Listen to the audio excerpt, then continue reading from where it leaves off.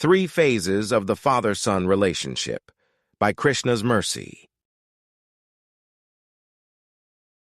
Quote, the Vedas, like the Mundaka Upanishad, as well as the Shvetashvatara Upanishad, compare the soul and the Supersoul to two friendly birds sitting on the same tree. One of the birds, the individual atomic soul, is eating the fruit of the tree, and the other bird, Krishna, is simply watching his friend. Of these two birds, although they are the same in quality, one is captivated by the fruits of the material tree, while the other is simply witnessing the activities of his friend. Krishna is the witnessing bird, and Arjuna is the eating bird. Shrila Prabhupada, Bhagavad-gita, 2.22 Purport. 1. Idolize. My father is the best. He is like a superhero to me. I look up to him. I want to be just like him when I grow up. He can do no wrong. If others should say one bad word, I will get upset. I will not tolerate any criticism of that man who brought me into this world. 2. Demonize. My father is the worst. I can never forgive the way he treated me during childhood. It was unwarranted. He was too tough. All I wanted was some companionship, some validation. Why couldn't he just be my friend? Instead, he had to always criticize. He had to create difficulty, even when there was no need. I still have scars in my memory. 3. Humanize. I completely understand my father now. He did the best that he could. He indeed wanted me to succeed. He only knew what he learned from his childhood. How could he possibly understand? I cherish every moment that I had with him. We didn't have enough time to reconcile our differences. It would have been nice to have a strong friendship once we both were adults, so that we could be on an equal level. The host of a popular podcast posits the above theory that the relationship between the father and son, when stretching into adulthood, tends to follow a pattern. The guests on this podcast agree. Their experiences confirm the transition, and since the guests are typically quite successful in life, their fathers usually play an important role in the outcome. In other words, the fathers deserve a lot of the credit for the eventual success. Does the same hold true with the Supreme Personality of Godhead? He is the original Father after all. We are all related to Him. We all look to Him. Is the stage of worship in reverence merely that? Is it only a stage? Do we have to move on to something else? Do we ever demonize Him? Should we blame Him for all that goes wrong in this world? After all, there is tremendous hardship. There are unspeakable atrocities that take place far and wide, both in that hotspot for war, that place which is thousands of miles away, and the local hospital, where innocent life gets taken too quickly, in a barbaric manner that has somehow been made legal under the banner of rights for reproduction. Some people are rich while others are poor. Some suffer no hardship at all and yet are miserable, petty, and depressed. Others know no fortune and prosperity, and yet are humble, kind, gracious, and forgiving. In the last stage, should we humanize God? Should we extend some understanding of His position in trying to oversee the entire affair that is the material creation? Should we relate to Him through our own struggles? Should we forgive Him instead of asking for forgiveness?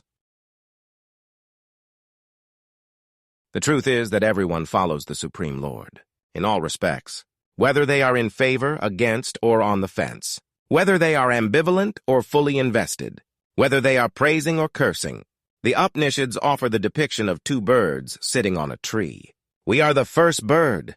We make choices. We suffer or enjoy as a result.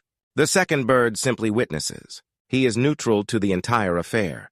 He is neither for nor against our decisions, though he does hope that we one day turn in his direction, acknowledge his presence, and accept his guidance on how to finally leave the tree and find a mode of living that does not involve duality.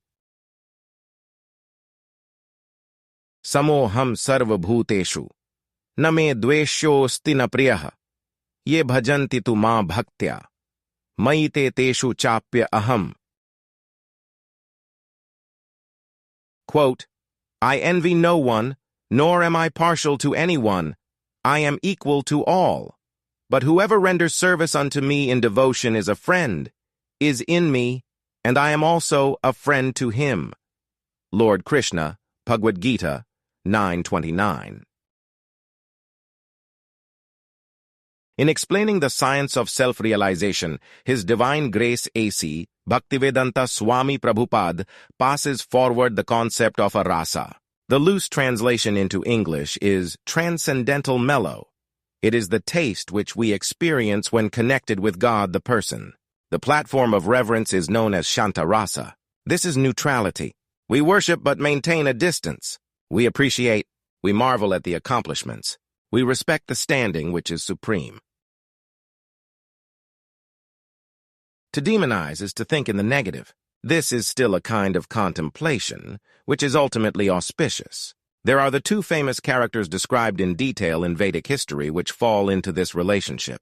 They are Hiranyakashipu and Ravan. In truth, they are actually devotees from the spiritual world. They merely play adversaries for a brief period of time. This also underscores the truth that the individual, who is spirit soul, is always a servant of the Supreme Lord. That is their true form, Svarupa, as confirmed by Chaitanya Mahaprabhu.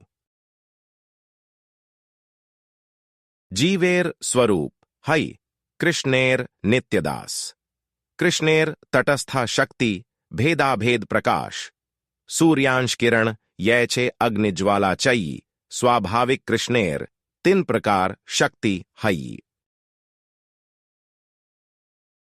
Quote, It is the living entity's constitutional position to be an eternal servant of Krishna because he is the marginal energy of Krishna and a manifestation simultaneously one and different from the Lord, like a molecular particle of sunshine or fire.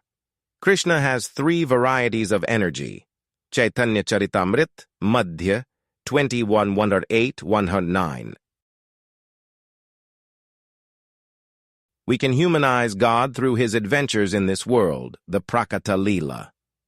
The Saguna form has identifiable features that we can relate to and attempt to understand, but the Supreme Lord is always simultaneously Nirguna. He is like a human, but also not.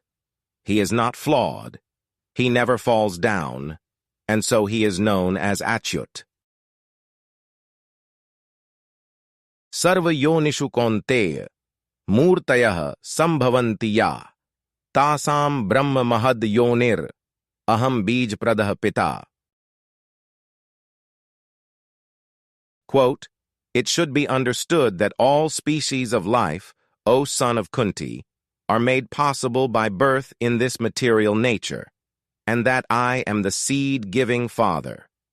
Lord Krishna, Bhagavad-gita, 14:4. Whatever viewpoint we choose, the relationship cannot be broken. He is the original seed-giving Father. Whether we love him or hate him, he is always there for us. He is our constant companion in birth after birth. The perfection of living is to remember him today, tomorrow, and especially at the end. In closing, by life experience demonstrated that the relationship complicated. At first, a hero was he, later flaws to see. My father as human to view, loving but with flaws too. With Krishna already following our all, liberated when my best friend to call.